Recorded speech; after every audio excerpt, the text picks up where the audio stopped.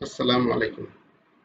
আমরা এমএফএস এর monitoring and financial সিস্টেমের আজকে মডিউল 2 নিয়ে আলোচনা করব, পেমেন্ট সিস্টেম। তো পেমেন্ট সিস্টেম দেখব, ছোট অধ্যায়, খুব বেশি বড় না। এখানে মোট আলোচনা করা আছে 13টি প্রশ্ন আলোচনা করা আছে। 13টির মধ্যে 13টি প্রশ্ন আমাদের দেখে যেতে হবে। এখান থেকে মানে ওরা এমনভাবে প্রশ্ন করে আপনাকে নিজের থেকে প্রশ্নটা অ্যান্সারটা তৈরি করে লিখতে হয়।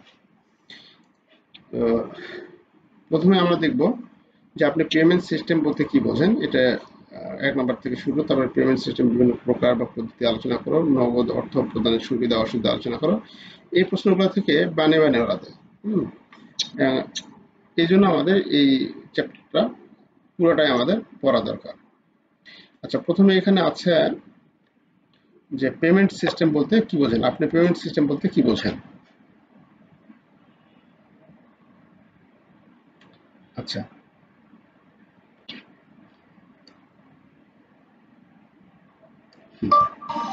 তো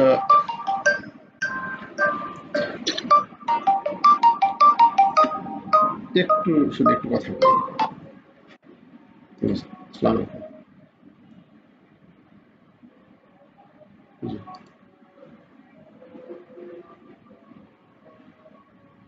জি জি, বলুন। জি জি, ক্লাস হচ্ছে 3 নম্বরে। হ্যাঁ, এমএফএস আছে আর ওএম আছে।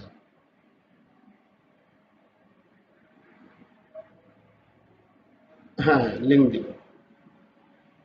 আচ্ছা, ঠিক আছে।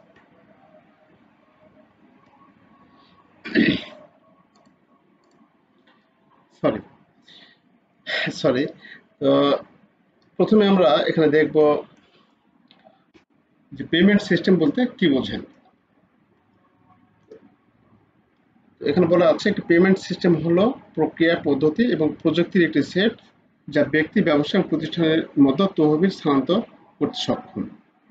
তাহলে পেমেন্ট সিস্টেম হলো কোন একটি প্রযুক্তি বা পদ্ধতি যেখানে ব্যক্তি, ব্যবসা বা কোনো প্রতিষ্ঠানের তহবিল স্থানান্তর করতে সক্ষম। যেটা আমাদের তহবিল স্থানান্তর করতে দেয় সেটা হচ্ছে আমাদের কাছে পেমেন্ট সিস্টেম। এই পেমেন্ট সিস্টেম কতগুলো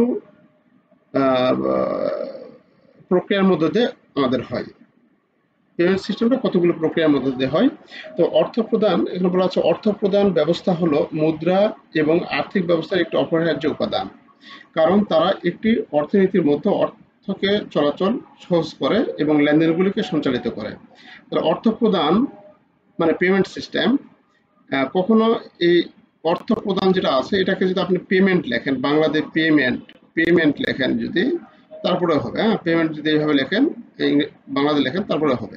তাহলে অর্থ প্রদান হলো মুদ্রা ব্যবস্থা এবং আর্থিক ব্যবস্থার একটি অপরিহার্য উপাদান, কারণ তারা অর্থনীতির মধ্যে অর্থের চলাচলকে, অর্থ স্থানান্তরকে কি করে, সহজ করে, লেনদেনগুলোকে সঞ্চালিত করতে সক্ষম করে।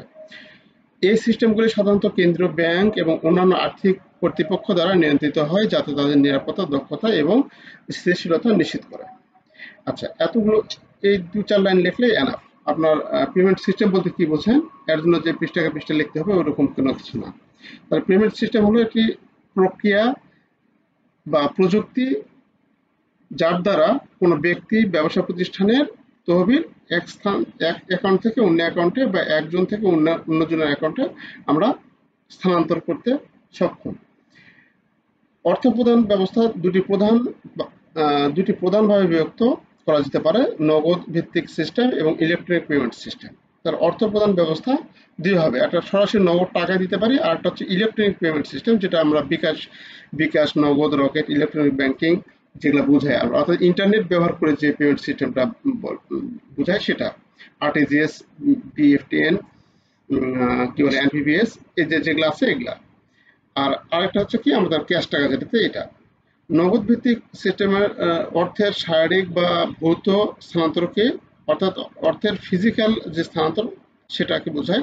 যেমন ব্যাংক কয়েনের ব্যবহার। যখন ইলেকট্রনিক পেমেন্ট সিস্টেমগুলি লেনদেনের সুবিধার্থে ডিজিটাল প্রযুক্তি ব্যবহার করে, অর্থাৎ ইন্টারনেট ব্যবহার করে আমরা যেটা অর্থটা ট্রান্সফার করি বা অর্থটা যেটা পেমেন্ট করি তাকে বোঝায়। তো এর সাহায্যে আমরা debit card, credit card, online payment, mobile payment ইত্যাদি বোঝায়। তাই আমরা বলতে পারি পেমেন্ট সিস্টেম বলতে এমন একটি প্রক্রিয়াকে বোঝায় যেটি ব্যক্তি, প্রতিষ্ঠানের মধ্যে নগদ ভিত্তিক সিস্টেম এবং ইলেকট্রনিক পেমেন্ট সিস্টেমের মাধ্যমে তহবিল স্থানান্তর হয়। তাহলে পেমেন্ট সিস্টেম এটা আমরা বুঝলাম যে পেমেন্ট সিস্টেম হলো, মূল কথা পেমেন্ট সিস্টেম হলো আমাদের অর্থের এক অ্যাকাউন্ট থেকে আরেক অ্যাকাউন্টে বা এক ব্যক্তি থেকে আরেক ব্যক্তির নিকট আমাদের অর্থের যে স্থানান্তর সেটাকে আমরা পেমেন্ট সিস্টেম বলি। পেমেন্ট সিস্টেমটা দুই ধরনের, একটা হচ্ছে নগদ ভিত্তিক আর একটা হচ্ছে ইলেকট্রনিক পেমেন্ট সিস্টেম। নগদ ভিত্তিক হচ্ছে সরাসরি ক্যাশ দেওয়াকে বলে নগদ ভিত্তিক, আর ইলেকট্রনিক পেমেন্ট সিস্টেম হচ্ছে ইন্টারনেট ব্যবহার করে যে অর্থটা এক অ্যাকাউন্ট থেকে আরেক অ্যাকাউন্টে স্থানান্তর করে সেটা। আচ্ছা, তারপরে আমাদের 2 নম্বর বলা আছে পেমেন্ট সিস্টেমের বিভিন্ন প্রকার পদ্ধতি ব্যাখ্যা করো।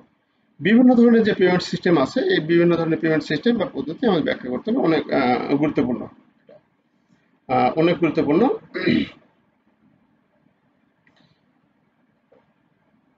আচ্ছা, তো বিভিন্ন ধরনের পেমেন্ট সিস্টেম রয়েছে যা ব্যক্তি ব্যবসা দ্বারা তহবিল স্থানান্তর বা অর্থ প্রদানের জন্য ব্যবহার করা হয়, নিচে আলোচনা করা হলো।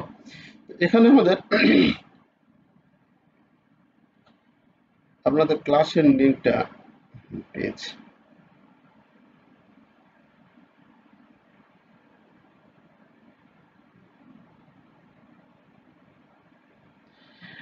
আচ্ছা, তো এখানে আছে কমোডিটি মানি।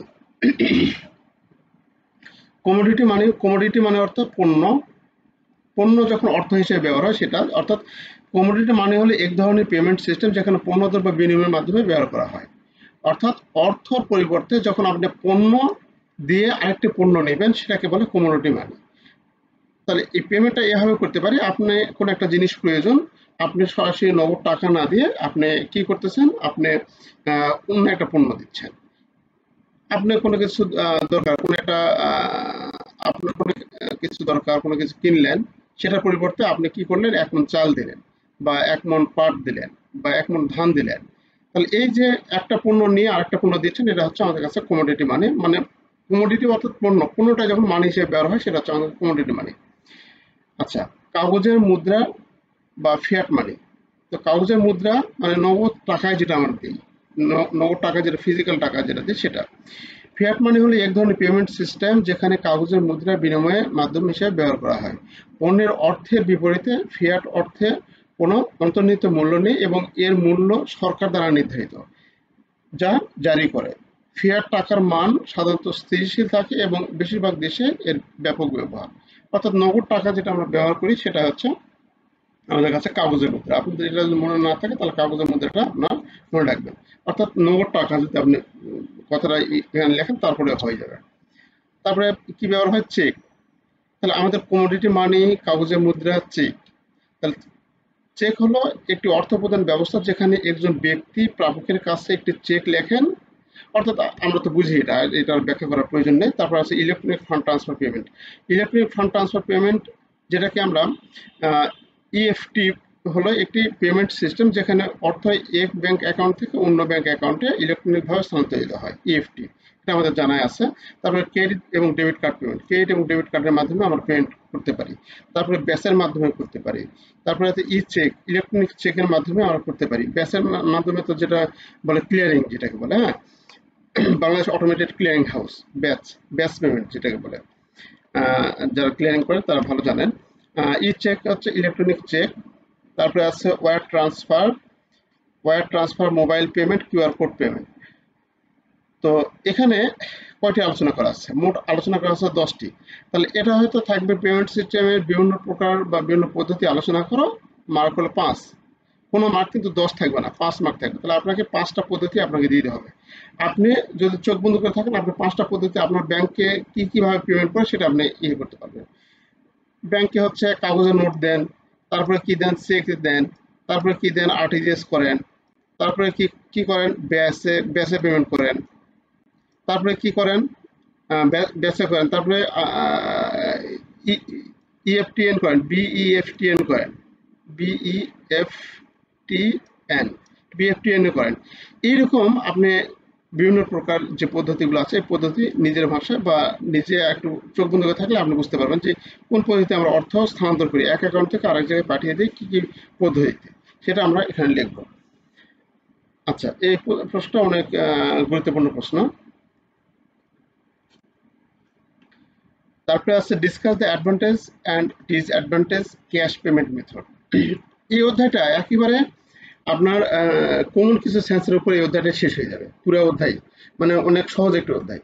তাহলে আপনি ক্যাশ পেমেন্টের অ্যাডভান্টেজ, সুবিধা এবং অসুবিধাগুলো আলোচনা করতে বলছে। তার সুবিধাগুলো কি কি? নগদের যে সুবিধাটা, এটা সর্বজন গৃহীত, নগদ টাকাটা সর্বজন গৃহীত, তাই না? তাহলে এই সুবিধাগুলো আমরা এখানে আলোচনা করব। ব্যাপকভাবে গৃহীত বা সর্বজন গৃহীত, এখানে যেটা আছে ব্যাপকভাবে গৃহীত, আপনি এই জায়গায় সর্বজন গৃহীত দিতে পারেন এবং লিখতে পারেন যে নগদ টাকা সর্বজন গৃহীত, যে কোনো জায়গায় যে কোনো ভাবে পণ্য ক্রয় বিক্রয় করার জন্য আমরা নগদ টাকা ব্যবহার করতে পারি, এখানে কোনো বিধিনিষেধ থাকে না। এভাবে আপনি লিখে দিলেন এক লাইন বা দু লাইন। তারপরে আছে অবিলম্বে লেনদেন, আপনার তাৎক্ষণিকভাবে কোনো লেনদেন সম্পন্ন করতে হবে, আপনার তাৎক্ষণিকভাবে কোনো নগদের লেনদেন সম্পন্ন করতে হবে, সেক্ষেত্রে আমাদের ক্যাশ টাকার বিকল্প অন্য কোনো কিছু নেই, যে আপনার নগদ টাকার দরকার। তারপরে আছে বেনামি, আপনি বেনামি কোনো লেনদেনে যদি আপনি করতে চান, যেমন আপনি হচ্ছে ধরুন ব্যাংক এশিয়া থেকে ব্যাংক থেকে আপনি কি করবেন, ট্রান্সফার করে এবি ব্যাংকে নিয়ে যাবেন, তাহলে এবি ব্যাংকে নিয়ে গেলে যদি ট্রান্সফার করে নিয়ে যান, ক্লিয়ারিং এর মাধ্যমে নিয়ে যান, ট্রেস থাকবে এটা যে কোন অ্যাকাউন্ট থেকে কোন অ্যাকাউন্টে আসলো, তাই না? কিন্তু যখন আপনি ক্যাশ টাকা তুলে যখন ক্যাশ নিয়ে এসে দিবেন, তাহলে ওই ব্যক্তিকে বোঝাবে যেটা ওই ব্যক্তি এসে জমা দিচ্ছে, এখানে কোনো ট্রেস থাকার সুযোগ নেই। এই জন্য দেখবেন অনেক পার্টি নগদ টাকায় লেনদেন করে, তারা এক জায়গা থেকে ক্লিয়ারিং এর টাকা তুলে আরেক জায়গায় এসে নগদ টাকা দেয়, অর্থাৎ সে ক্লিয়ারিং এর চেক দিবে না, কিন্তু নগদ টাকাই দেয়। কারণটা যে এরকম কোনো ট্রেস তারা রাখতে চায় না।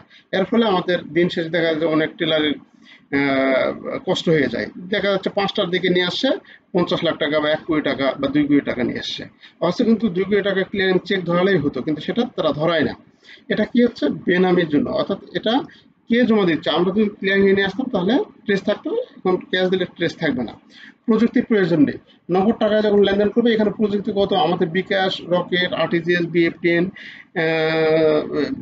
ব্যাচ, এগুলোর কোনো প্রয়োজন নেই, প্রযুক্তিগত কোনো প্রয়োজন নেই, কোনো প্রকার ফি নেই। আমরা নগদ টাকা যখন আমরা লেনদেন করবো কোনো ফি দিতে হবে না, কিন্তু যখন অনলাইন ট্রানজাকশন যখন করবো বা আমরা যখন ইন্টারনেট ব্যাংকিং করবো সেই ক্ষেত্রে আমাদের ফি প্রযোজ্য হতে পারে। আচ্ছা, তারপরে আছে নগদ অর্থ প্রদানের অসুবিধা। কারণ অসুবিধা এখানে আছে, অসুবিধা কি কি? নিরাপত্তা উদ্বেগ, অনেক সময় দেখা যায় যে আপনি নগদ টাকা যখন ক্যাশ পেমেন্ট করতেছেন, 10 লাখ টাকা ক্যাশ পেমেন্ট করবেন, 1 লোককে দিয়েছেন 100 টাকার নোট, তার ওর গায়ে জ্বর উঠে গেছে, যে ওই কাস্টমারের গায়ে জ্বর উঠে যাবে যে 100 টাকা নোট দিচ্ছে বা কিছু 100 কিছু 500 দিলে মানে অস্থির। কারণ কি, সে এক জায়গা থেকে টাকা নিয়ে আরেক জায়গায় দূরে যাবে, মানে 50 কিলো বা 40 কিলো দূরে যাবে বা কোনো কাজ করবে, সে এই ক্ষেত্রে বহনের সে সমস্যা বোধ মনে করতে পারে, ওই জন্য সে কি করতেছে 1000 টাকা নোট সে চাচ্ছে, এরকম বিষয়টা দাঁড়ায়। তা এরকম নিরাপত্তার উদ্বেগ থাকে, আমরা আমাদের কাছে নগদ টাকা যখন থাকে তখন কিন্তু আমাদের নিরাপত্তাহীনতার ভুগি, যে আমাদের কাছে কে যে কখন আসে আমাদের কাছে টাকা চিন্তা করে নিচ্ছে, এরকম নিরাপত্তার উদ্বেগ থাকে নগদ টাকা আমাদের কাছে থাকলে। তারপরে অসুবিধাজনক, নগদ টাকা বহন করা অসুবিধা হতে পারে।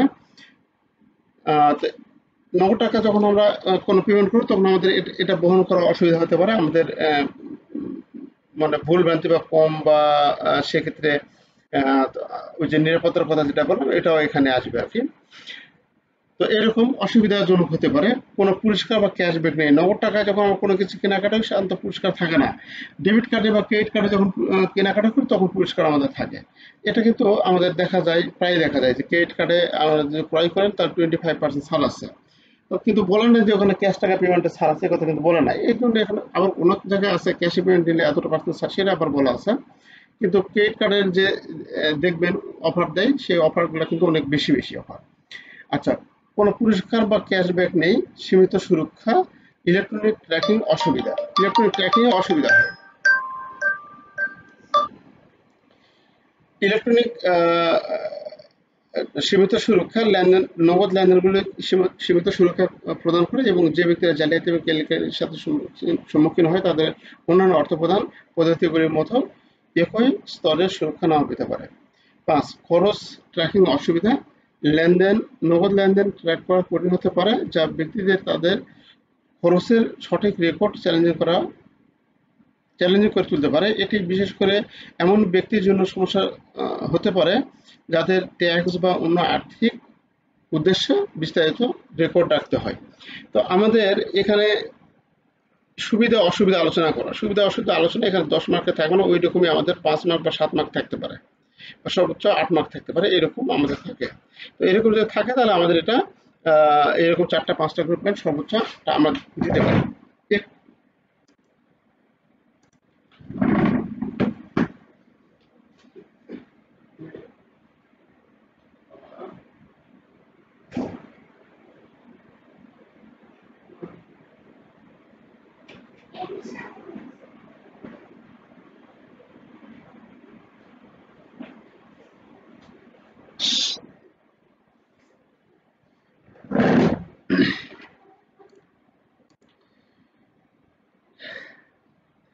আচ্ছা, আগেরটা গেল চেকের সুবিধা অসুবিধা, সরি ক্যাশের নগদ টাকার সুবিধা অসুবিধা। এখন আসছে দেখুন চেকের সুবিধা অসুবিধা।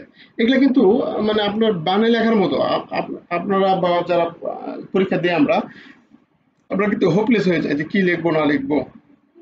প্রশ্নগুলো কিন্তু এইরকমই, এই যে চেক পেমেন্ট মেথডের অ্যাডভান্টেজ চাইছে আবার ডিসঅ্যাডভান্টেজ চাইছে, মানে সুবিধা অসুবিধা যেমন চেকের। তাহলে চেকের সুবিধা অসুবিধা কি হতে পারে? চেকের সুবিধাও আছে অসুবিধাও আছে, ঠিক ওইরকম নগদ টাকার যেরকম সুবিধা অসুবিধা আছে, চেকের ওইরকম সুবিধা অসুবিধা আছে। চেকের সুবিধা হচ্ছে চেক নগদ প্রয়োজন ছাড়াই লেনদেন করার জন্য একটি সুবিধাজনক এবং সহজ উপায়। বড় লেনদেনের জন্য বা দূরে অবস্থিত লোকদের পেমেন্ট করার জন্য এটি বিশেষভাবে গুরুত্বপূর্ণ। তাহলে দূরে যখন আমরা কোনো পেমেন্ট করব বা টাকা দেব যখন, তখন আমরা কি চেকে পেমেন্ট করে থাকি, যে সে ওই ব্যাংক থেকে উঠায় নেবে এরকম। তাহলে এই সুবিধাটা আমরা পেতে পারি চেক থেকে, রেকর্ড রাখা। চেকে পেমেন্ট করলাম, এর ফলে আমাদেরকে স্টেটমেন্টে চেকের পেটুতে যা নাম লিখবো ওটা কিন্তু স্টেটমেন্টে থেকেই যাবে আজীবন, যতদিন আমাদের স্টেটমেন্ট মানে আমরা চাবো ততদিনে আমরা ওই রেকর্ডটা থেকেই যাবে, তাই না? ওটা মুছে যাবে না। তাহলে এই রেকর্ডটা আমরা রাখতে পারি, আমরা রেকর্ড রাখার জন্য আমরা চেক ব্যবহার করতে পারি। নিরাপত্তা, নিরাপত্তা আমাদের চেকে নগদ টাকায় যেমন অর্থ প্রদানে আমাদের নিরাপত্তা থাকে, নগদ টাকা অর্থ প্রদানে যেমন অনেক সময় নিরাপত্তাহীনতা ভুগি, তেমন চেকের ক্ষেত্রে কিন্তু নিরাপত্তাহীনতা ভুগি না। আমরা যখন অ্যাকাউন্ট পেয়ে চেক দিব, সেক্ষেত্রে আমরা নিশ্চিত থাকতে পারি ওই ব্যক্তির অ্যাকাউন্টে আমাদের চেকটা জমা হবে। অর্থাৎ ক্রস চেক যখন দিব আমরা, তখন আমরা নিশ্চিত থাকি যে ওই ব্যক্তির অ্যাকাউন্টে টাকাটা জমা হবে, অন্য এটা হেরে গেলেও কোনো সমস্যা নেই, কারণ কেউ টাকা উইথড্র করতে পারবে না। নমিনিতা, চেকগুলো যে কোনো পরিমাণের জন্য লেখা যেতে পারে, একটি নমনীয় অর্থ প্রদান পদ্ধতির জন্য ছোট বড় সকল লেনদেনের জন্য ব্যবহার করা যেতে পারে। এগুলি পোস্ট ডেটেড করা যেতে পারে, প্রাপকের পরবর্তী তারিখে একটি চেক নগদ করার অনুমতি দেয়। আচ্ছা, এটা নমনীয় চেক হতে পারে, এটা চেক আমরা যে কোনো অ্যামাউন্টে লিখতে পারি, যে কোনো সংখ্যায় লিখতে পারি, সে কথা এখানে বলা আছে। চেক যে কোনো সংখ্যায় আমরা লিখতে পারি। বিলম্বিত অর্থ প্রদান, আমরা বিলম্বে অর্থ প্রদান করতে পারি চেকের মাধ্যমে। আমরা কারো কাছ থেকে মাল নিয়ে আসলাম, তাকে বললাম যে ভাই আমরা এটা হচ্ছে সেপ্টেম্বরের 1 তারিখ, আমরা অক্টোবরের 1 তারিখে টাকা দেবো। তাহলে অক্টোবরের 1 তারিখে ডেট লিখে আমরা তাকে পেটুতে তার নাম লিখে আমরা হয়তো যত টাকা পাবো তত টাকা চেক দিলাম। সেও নিশ্চিত থাকলো যে না আমি অক্টোবরের 1 তারিখে টাকা উঠাবো, আমরাও নিশ্চিত থাকলাম যে আমরা মাল পালাম, কারণ সে চেক ছাড়া মাল দিবে না। তাহলে এই জন্য এটাকে বলে বিলম্বিত অর্থ প্রদান, অর্থাৎ দেরিতে যেটা অর্থ প্রদান করব এটা একমাত্র চেকের মাধ্যমে সম্ভব। তাহলে বিলম্বিত অর্থ প্রদান করতে পারি। এইরকম এখানে 3-4টা পয়েন্ট আপনারা দিবেন, মানে একটু ঠান্ডা মাথায় ভেবে এটা দেওয়ার চেষ্টা করবেন। তারপর অসুবিধা হতে পারে বিলম্ব প্রক্রিয়াকরণ, চেকের মাধ্যমে বিলম্ব প্রক্রিয়াকরণ হতে পারে। আপনার নগদ টাকা এখনই দরকার, কিন্তু সে চেকের মাধ্যমে দেরি হতে পারে, তাই না? তারপর আছে বাউন্স হওয়ার ঝুঁকি, চেক আমাদের বাউন্স হওয়ার ঝুঁকি রয়েছে, অর্থাৎ চেক আমাদের কি বলে ডিজনার হওয়ার ঝুঁকি রয়েছে। ব্যাংক অ্যাকাউন্টের প্রয়োজন হয়, চেকে যদি টাকা নেই তাহলে অবশ্যই আমাদের ব্যাংক অ্যাকাউন্টের প্রয়োজন হয়। ব্যাংক অ্যাকাউন্ট ছাড়া আমরা চেকে টাকা উত্তোলন করতে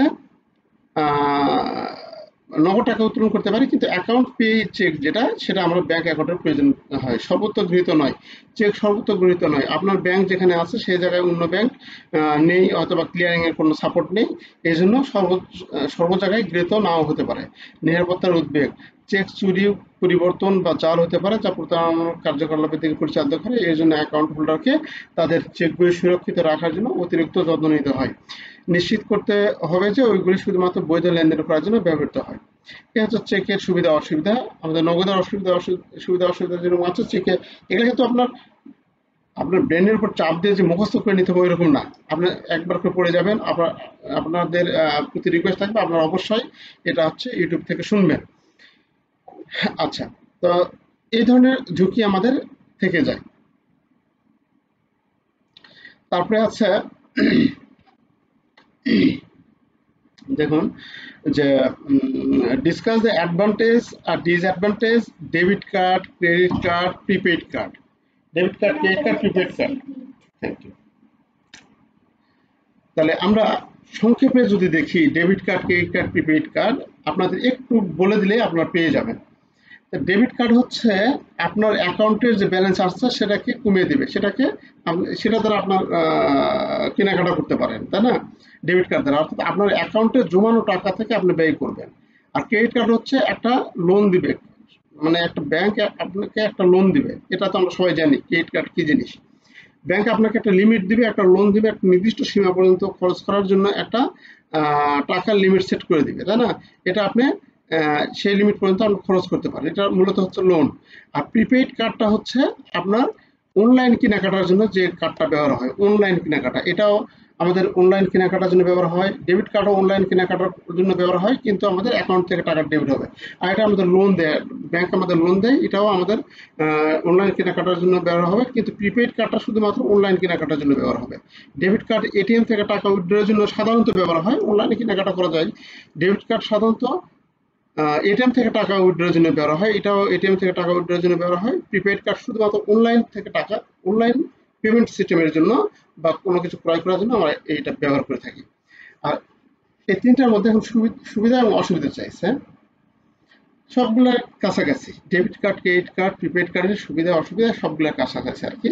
সবগুলাই একটাই পড়লে আপনি অন্যগুলো সহজে পারবেন। ডেবিট কার্ডের সুবিধা অসুবিধা। তহবিল সহজে অ্যাক্সেস, আপনি তহবিলে সহজে অ্যাক্সেস করতে পারেন, তহবিলে সহজে টাকা উঠাইতে পারেন।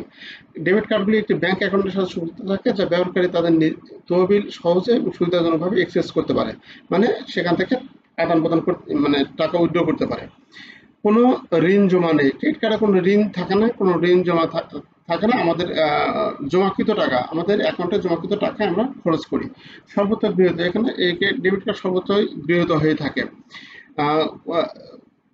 কোনো সুদ চার্জ নেই, এখানে কোনো সুদের চার্জ থাকে না, ডেবিট কার্ডে কোনো সুদ চার্জ থাকে না।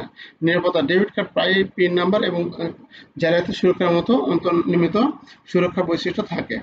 তো এখানে ডেবিট কার্ডের যে সুবিধা, এই সুবিধাটা মোটামুটি আপনারা 3 থেকে 4টা দিবেন। দেওয়ার পর আপনার অসুবিধা আছে, এখানে যে সুবিধাগুলো, এই সুবিধাগুলো কিন্তু ওখানেও আলোচনা হবে। ক্রেডিট কার্ডে কিন্তু আলোচনা একই রকম আলোচনা, একটু ঘুরে পিছিয়ে হতে পারে, যে কোনো একটা আপনি দেখবেন। তারপর অসুবিধা হচ্ছে সীমিত সুরক্ষা। ডেবিট কার্ডে আমরা সীমিত সুরক্ষা প্রদান করতে পারি, কারণ আমরা যখন আমরা ইন্টারনেট ব্যাংকিং বা ইন্টারনেটের মাধ্যমে কোনো লেনদেন করবো, সেখানে আমাদের সুরক্ষাটা সীমিত থাকবে, আমাদের ঝুঁকি থাকে, এই জন্য হ্যাকিং হওয়ার ঝুঁকি থাকে, এই জিনিসগুলো থাকবে। কিন্তু এটা অসুবিধা দিব। সীমিত সুরক্ষা, ওভারড্রাফট ফি, এটি অ্যাকাউন্টের ওভারড্রাফট করার ফলে প্রচুর ওভারড্রাফট ফি এবং জরিমানা হতে পারে।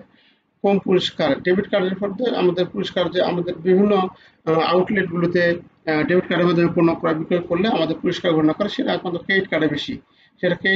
কিন্তু ডেবিট কার্ডে সেটা কম পুরস্কার, সেটা বলা আছে।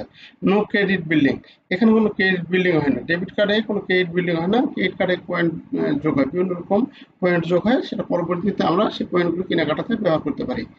কম ক্রয় সুরক্ষা, আমাদের এখানে ডেবিট কার্ড বলা আছে, ডেবিট কার্ডগুলি ক্রয়ের কার্ডের তুলনায় কম ক্রয় সুরক্ষা প্রদান করে, যা প্রতারণামূলক চার্জ নিয়ে বিতর্ক বা পরিণত করে তোলে।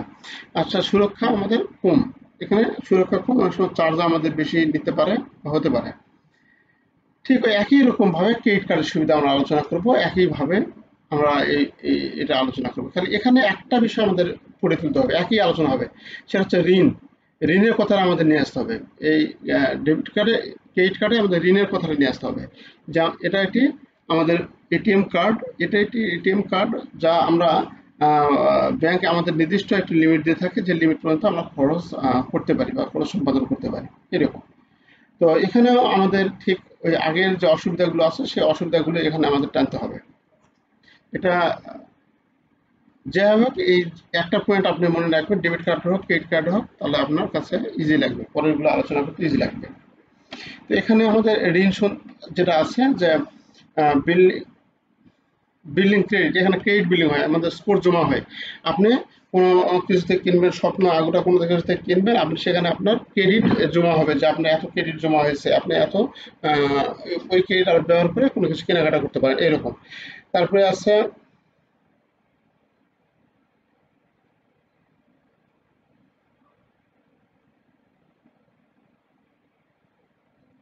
পুরস্কার এবং সুবিধা।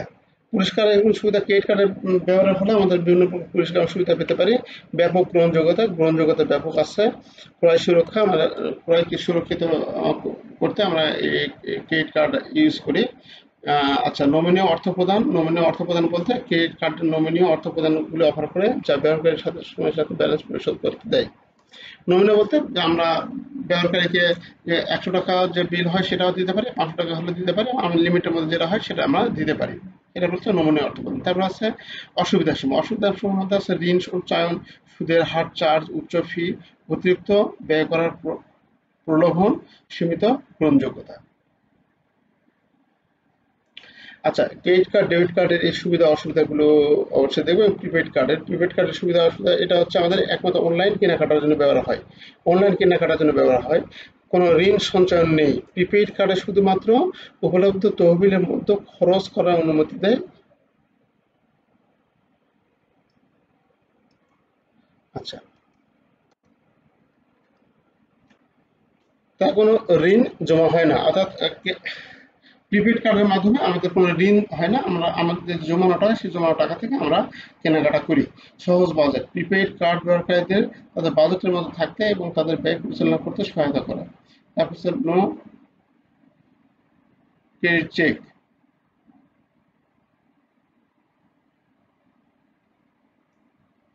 প্রিপেড কার্ডগুলির জন্য ক্রেডিট চেকের প্রয়োজন হয় না, যার ফলে সেগুলো দরিদ্র বা ক্রেডিট নেই এমন লোকেদের কাছে অ্যাক্সেসযোগ্য করে তোলে। পাওয়া সহজ, প্রিপেইড কার্ডগুলি পাওয়া সহজ এবং অনেক খুচরা বিক্রেতার কাছ থেকে কেনা যায়। নিরাপত্তা, প্রিপেইড কার্ডগুলির পিন নম্বর এবং জালিয়াতি সুরক্ষার মতো অন্তর্নির্মিত সুরক্ষা বৈশিষ্ট্য অফার করে। সুরক্ষা বৈশিষ্ট্য কি কি?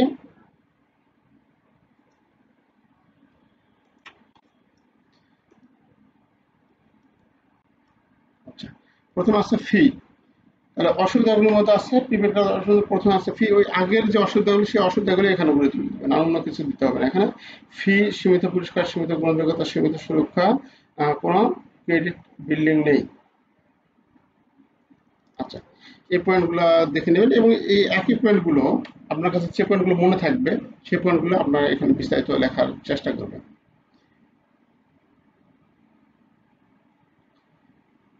মোবাইল পেমেন্ট পদ্ধতির সুবিধা অসুবিধা, এই অধ্যায়টা এভাবে শেষ হয়ে যাবে, যেখানে বলছে মোবাইল পেমেন্ট পদ্ধতির সুবিধা এবং অসুবিধা।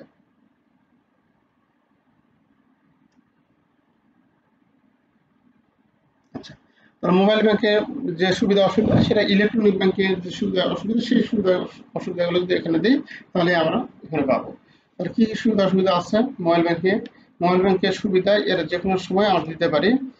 যে কোনো মোবাইল পেমেন্ট পদ্ধতি ব্যবহারকারীদের যে কোনো জায়গা থেকে যে কোনো সময় অর্থ প্রদান করা যায়, যতক্ষণ আপনার কাছে আপনার ফোন থাকবে তত আপনি নগদ বা কার্ড বহন না করে দ্রুত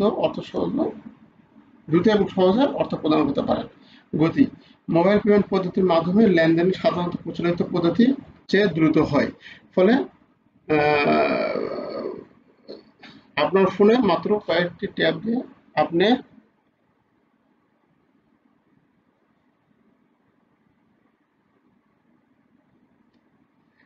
থাকতে পারবেন। আপনি নগদ বা কার্ড বহন না করে দ্রুত সহজে অর্থ প্রদান করতে পারেন মোবাইলের মাধ্যমে। নগদ টাকা এবং এটিএম কার্ড বহন না করে আপনি সহজে আপনি দিতে পারবেন। এখন যে বিদ্যুৎ বিল দেওয়া যায় এবং বিভিন্ন প্রতিষ্ঠানে যদি আমাদের বিল বকেয়া থাকে তাহলে সেগুলো আমরা দিতে পারি মোবাইল এমএফএস এর মাধ্যমে, মোবাইল পেমেন্ট সিস্টেম।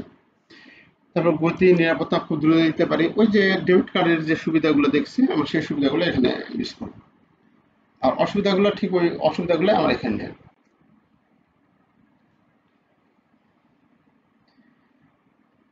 আচ্ছা, তারপরে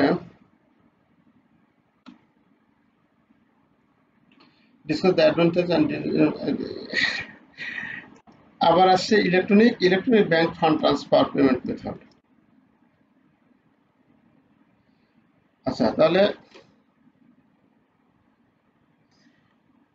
electronic bank fund transfer payment মেথডের মধ্যে পার্থক্য আমরা ডেবিট কার্ড, প্রিপেড কার্ডের অর্থাৎ আমরা যে বিভিন্ন রকম কার্ডের মাধ্যমে যেটা আমরা পেমেন্ট করি সেটার সুবিধা অসুবিধাগুলো আমরা এখানে দিলে হবে। হ্যাঁ, সেই সুবিধা অসুবিধাগুলো এখানে লেখা যায়। আবার এখানে প্রথমে বলা আছে 1 নাম্বার কনভিনিয়েন্স, সিকিউরিটি, কস্ট এফিশিয়েন্স এখানে এবং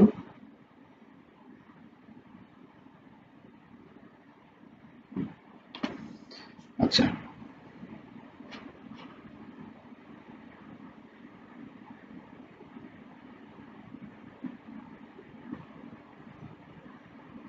ইলেকট্রনিক ফান্ড ট্রান্সফার পদ্ধতির সুবিধা নিরাপত্তা ওই একই কথাগুলো এখানে বারবার আসবে, একই কথা বারবার।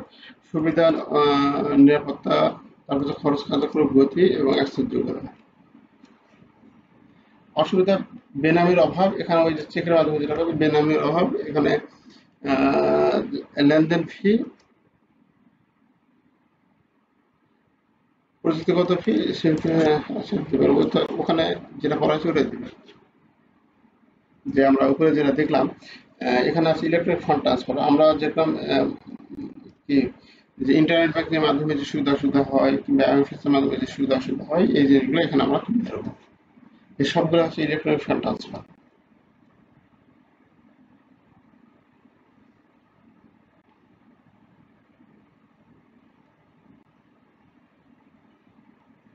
মোবাইল ওয়ালেট পেমেন্ট সিস্টেমের সুবিধা অসুবিধা এই সবগুলো, এগুলা ওয়ালেট মানে আমাদের হচ্ছে ইন্টারনেটের মাধ্যমে, আমাদের ইন্টারনেটের মাধ্যমে সুবিধা অসুবিধা যখন থাকবে তখন উপরের পয়েন্টগুলো যেগুলো আছে ওই পয়েন্টগুলো তুলে দেবো। যে কোনো একটা প্রশ্ন মুখস্থ করবো, একটু ঘুরে লিখলে হয়ে যাবে।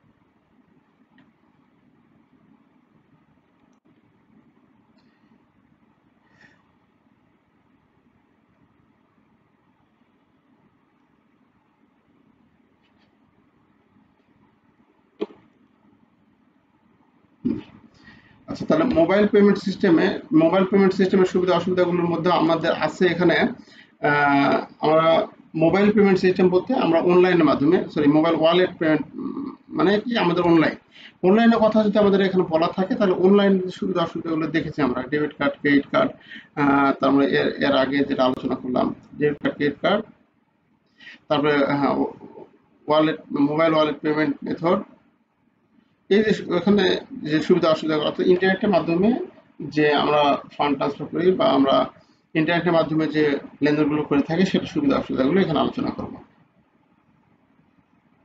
এখানে একটা প্রশ্ন ভালো করে আলোচনা করবো, এটা প্রত্যেকের প্রশ্নের অ্যান্সার হয়ে যাবে আপনার কাছে। Discuss the QR code, quick response, QR কোডের মাধ্যমে সোনালী ব্যাংকে কিউআর কোডের মাধ্যমে লেনদেন করা যায়, ফান্ড ট্রান্সফার করা যায়। এই কিউআর কোড হচ্ছে আমাদের ইলেকট্রনিক্স মাধ্যমে একটা, তাহলে ইলেকট্রনিক মাধ্যমের ক্ষেত্রে অবশ্যই আমাদের কিন্তু এর আগে যেটা লিখছে ওইরকম ভাবে আমাদের লিখতে হবে। যে কোনো ইলেকট্রনিক ফান্ড ট্রান্সফারের ক্ষেত্রে যে কোনো একটা পয়েন্টকে ড্রাফটিং করে সেটাকে স্ট্যান্ডার্ড ভাববেন যে এই পয়েন্টটা আমি সর্বত্র ব্যবহার করব, যে জায়গায় ব্যবহার করা যাবে সব জায়গায় আমি এই পয়েন্টগুলো আমি ইউজ করব। এটা কিন্তু খাতার পাশ দিয়ে এখানে লিখে রাখতে হবে, যে শুধু এটার উপর বসে থাকলে হবে না, এই পাশ দিয়ে লিখে রাখবেন যে এই সূত্রগুলো আমি ইউজ করব, অথবা দাগ দেবেন এই সূত্র এরকম ভাবে দাগ দেবেন।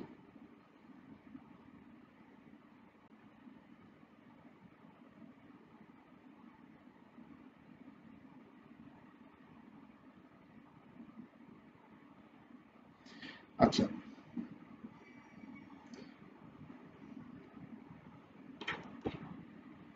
48 বাজে আপনারা ওএম যাদের আছে ওএম এ একটু জয়েন করবেন। ওএম এ সেটা আগামী দিন আমরা শেষ করে দেব, বেশি নেই অবশ্য, আগামী শেষ করে দেব। ওএম যাদের আছে ওএম এর জন্য জয়েন করবেন। সবাই ভালো থাকবেন, আসসালামু আলাইকুম।